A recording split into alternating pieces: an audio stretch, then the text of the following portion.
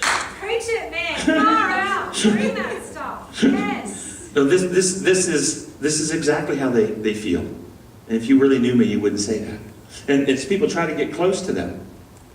They don't want people getting too close because you might see beneath the mask. And then, if they do ever let somebody see beneath the mask and they look into they take the mask off and they look into an unwarped mirror and they see their face for what it really looks like, they go, that's beautiful, but that's not me.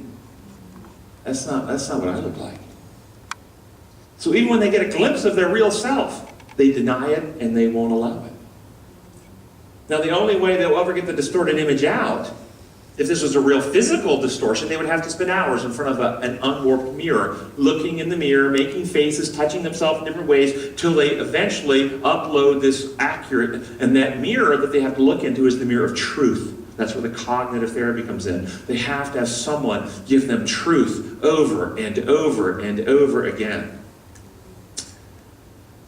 And I use the filing cabinet analogy.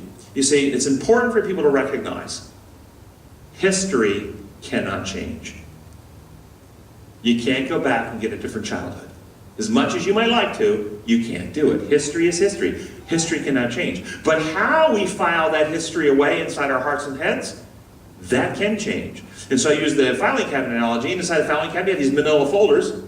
Okay? And inside the manila folders, you have pieces of paper. Those pieces of paper are facts of history. Facts. Facts cannot change. 6th birthday, Uncle Joe molested so-and-so. Molested me on my 6th birthday. Okay, that's a fact. That's not going to change. But where did that fact get filed when you were 6? It got filed in the file of I'm gross, I'm ugly, I'm undeserving, I'm bad, I'm a loser. And that's where it got filed. And over the years, a bunch more stuff got filed right there. And then, because you felt so bad about yourself in adolescence, and you started acting out, and you actually did some stuff on your own that you're not proud of, and it got put in that same file of being gross and dirty and ugly, but just reacting to this inadequacy stuff going on. You can't change history, but as an adult, you go, wait a second, hold on. 6-year-old adult molesting, where's that get filed? No, it gets filed in Uncle Joe had problems. That's where that gets filed. The parking lot analogy.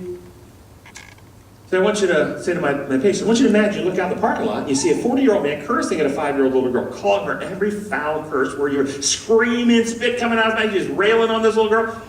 Do you look out at that and go, man, what a horrible 5-year-old little girl? Is that what you think? Not for a second, do you? No, not for a second. I said, who are you learning about there? Who is showing you something about themselves? The man. Yes, you're learning about the man. I said, what's the little girl walk away feeling like? Oh, awful, terrible. And you look, you're the little girl, that's you. And the light goes off. And it's not just you when you were that little girl at 5. It's you in almost every relationship since. It's you when your boyfriend tells you that it's your fault that this. It's you when somebody criticizes you at work. In almost every circumstance, you take the role of the little girl. It's me, I'm bad, I'm no good. Rather than recognizing what Christ said, from the abundance of the heart the mouth speaks, the good man brings forth good out of the good sort of him, the evil man brings forth evil. The musician brings forth music, the mathematician brings forth math. People reveal themselves. And so if you see somebody treating you unkind, cruel, or whatever, they're not really teaching anybody about you. They're teaching even when you mess up. So I said, so how about the little girl just got her new shoes muddy?